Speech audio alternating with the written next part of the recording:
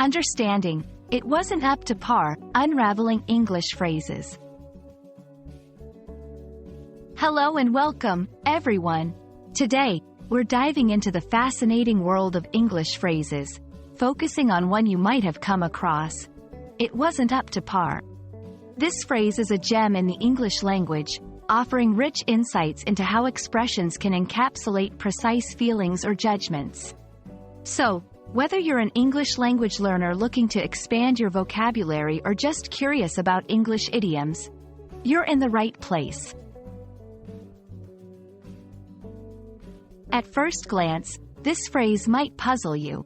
It wasn't up to par is an idiom used to express that something did not meet the expected standard, quality, or requirement.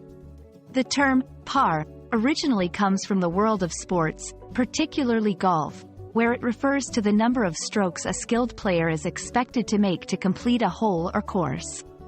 When applied outside of golf, up to par means meeting a certain standard.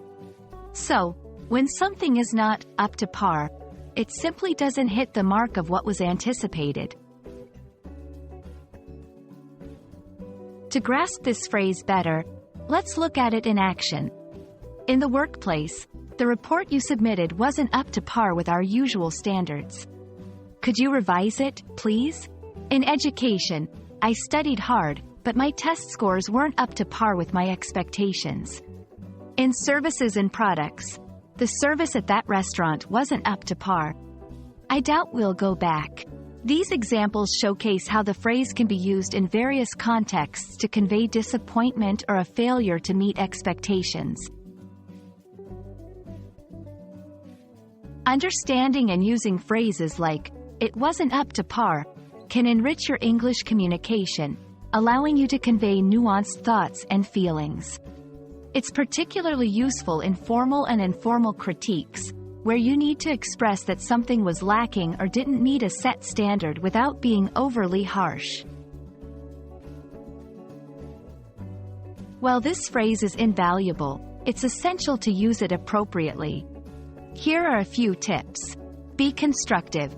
When saying something wasn't up to par, try to follow up with specific feedback or suggestions for improvement. Consider your audience. This phrase is best used in contexts where there's an understood standard or expectation.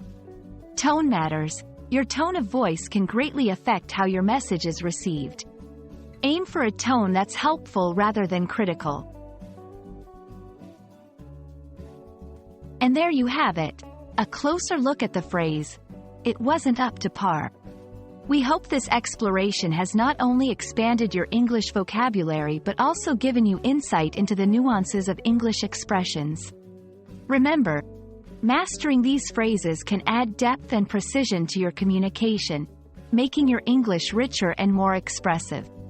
Thank you for joining us today, and happy learning!